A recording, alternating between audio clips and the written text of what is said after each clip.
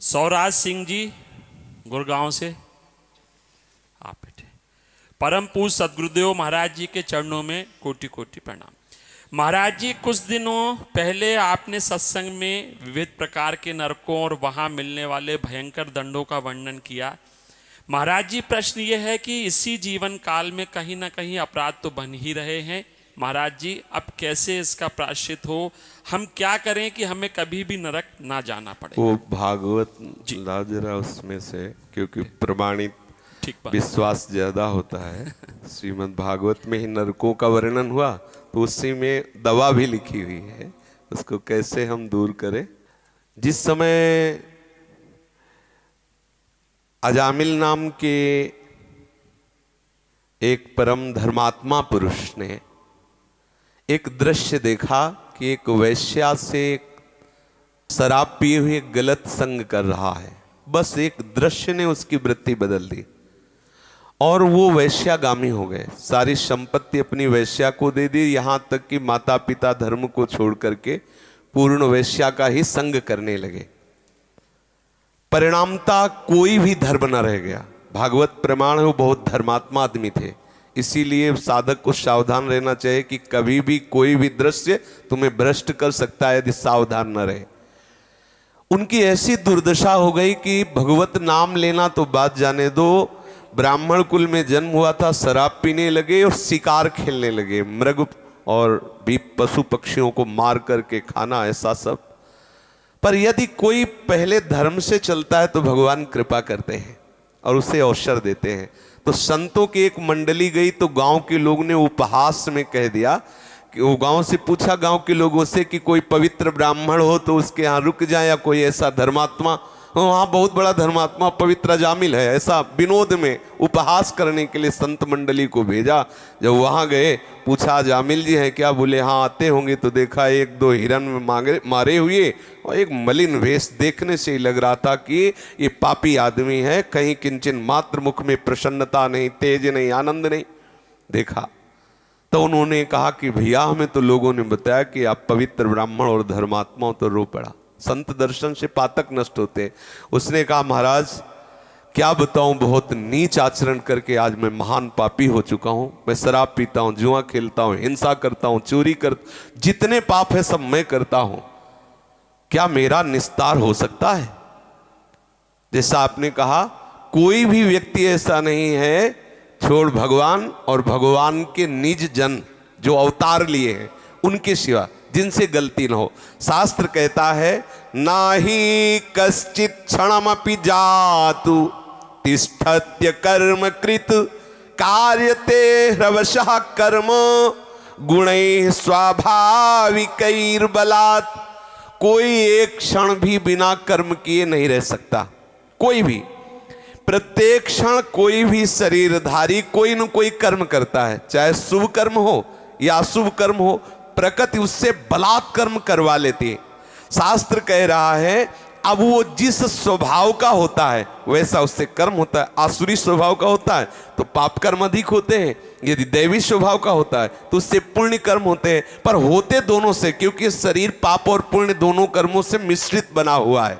निश्चित है सबसे कुछ पाप होते हैं, सबसे कुछ पुण्य होते हैं। गलत संग हो जाए तो अधिक पाप हो जाते हैं और अच्छा संग हो जाए तो पुण्य अधिक हो जाते हैं। अधिक पुण्य वाला स्वर्ग जाता है और अधिक पाप वाला नरक जाता है। अजामिल जी से कहा तुम धैर्य धारण करो, चिंता तुम्हें करने की जरूरत नहीं। एक उपाय है, समस्त पापों का सांगोपांग नाश करने के लिए भगवान का एक नाम है, आप नाम जप करो। उनका ये मेरे से नहीं होने वाला। पापवंत कर सहज स्वभाव भजन मोर ते भाव न काओ। बोले मेरे से भजन नहीं हो सकता, पक्की बात है नहीं होगा। जिसका मलिन अंतःकरण हो गया वो भगवान नाम जप नहीं कर सकता। बोले तो एक बात करो, तुम्हारी पत्नी गर्भवती है, तुम्हारे अब बच्चा होने वाला है, ये आखिरी बच्चा है, इसका नाम तुम नारायण रख देना। बोले हाँ ये ठीक है।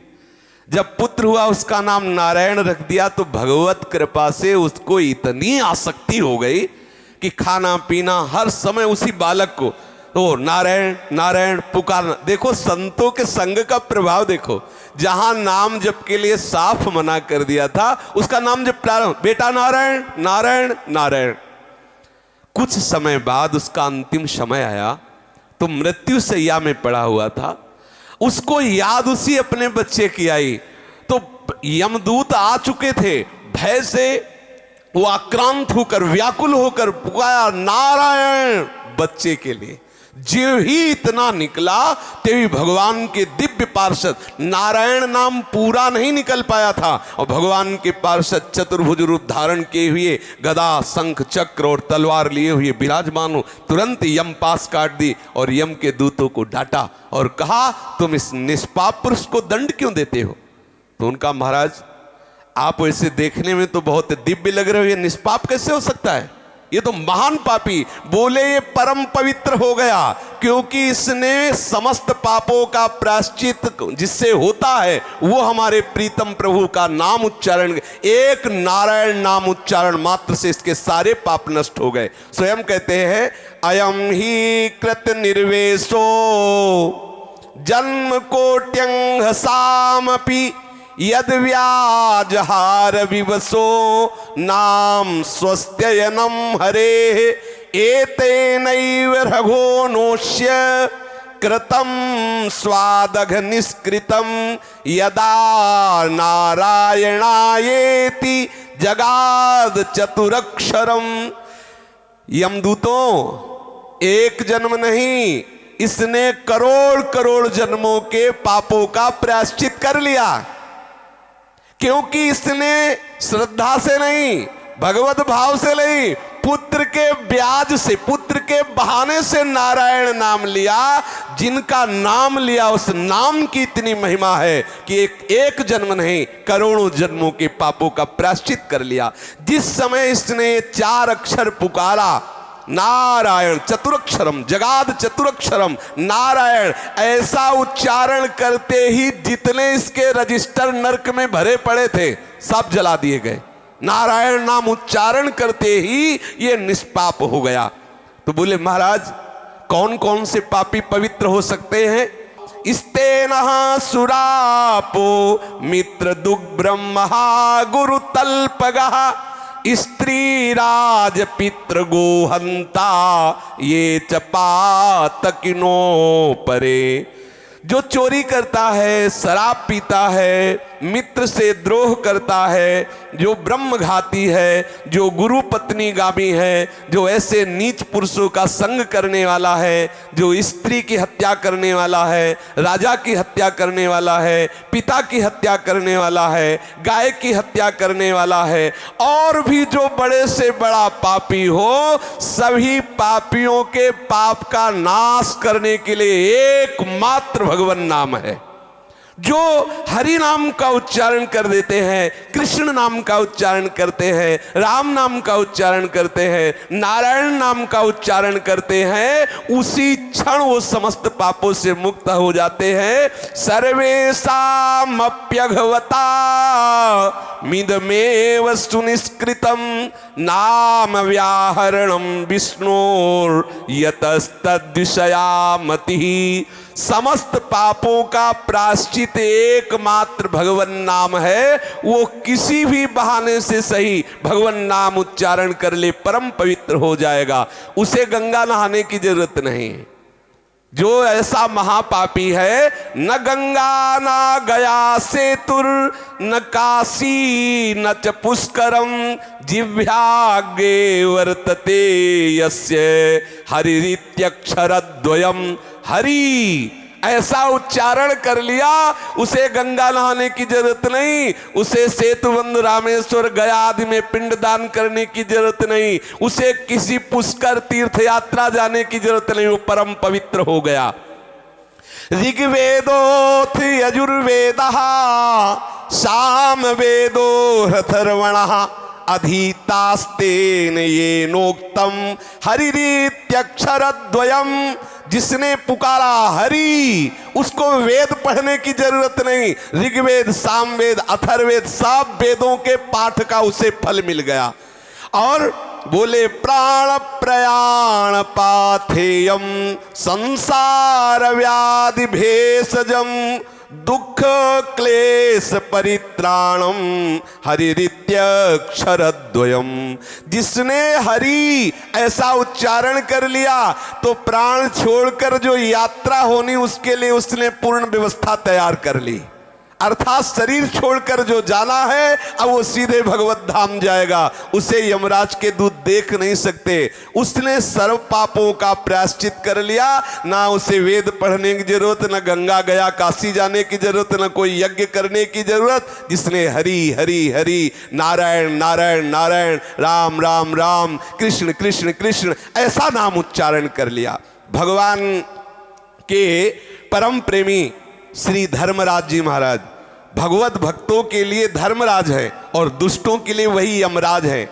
उन्होंने कहा है कि चाहे किसी भी बहाने से, किसी भी कामना से, किसी भी भाव से यदि कोई मेरे स्वामी श्री हरि का उच्चारण कर रहा हो तो अपने दूतों से का देखना भी नहीं उनकी तरफ। यदि गले में तुलसी की कंठी है, जिह्वा में नाम उच्चारण कर लिया तो लाने की बात जाने दो, वो कैसे भी हो देखना भी नहीं। बोले जिह्वान वक्ति भगवत गुण नाम धेयम चेतश्च न स्मरत्य चरणारविंदम कृष्णाय नो नमति यच्छिर एकदापि तानानयध्वमस्तो कृत विष्णु कृत्यान। ऐसे लोगों को मेरे समीप लाना जिन्होंने जीवन में एक बार भी नहीं बोला कृष्ण। अगर एक बार बोला है तो झंझट फंस जाएगी।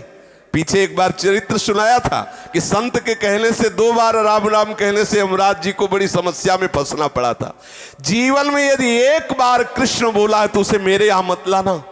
यमराज जी कह रहे जिसने जीवन में एक बार भी भगवान नाम उच्चारण नहीं किया, जिसने अपने चित्त से कभी भगवान का चिंतन नहीं किया, जिसने एक बार भी प्रभु को प्रणाम नहीं किया, जो भगवत लीला कथा कभी नहीं सुने, ऐसे पापियों को मेरे यहाँ लाना। लेकिन जो भगवान नाम उच्चारण कर लिया, गले में तुलसी की कंठी बांधे हुए है, भगवत चरण आश्रित है, उनकी तरफ देखना भी नहीं। यमराज कह रहे कि दूतों तुमसे अपराध बन गया। अजामिल ने नारायण नाम उच्चारण किया और तुम वहां उपस्थित थे और भगवान के दूतों से प्रश्न उत्तर किया, इसलिए मैं अपने दोस्तों की क्षमा प्रार्थी होकर के भगवान से प्रार्थना करता हूं।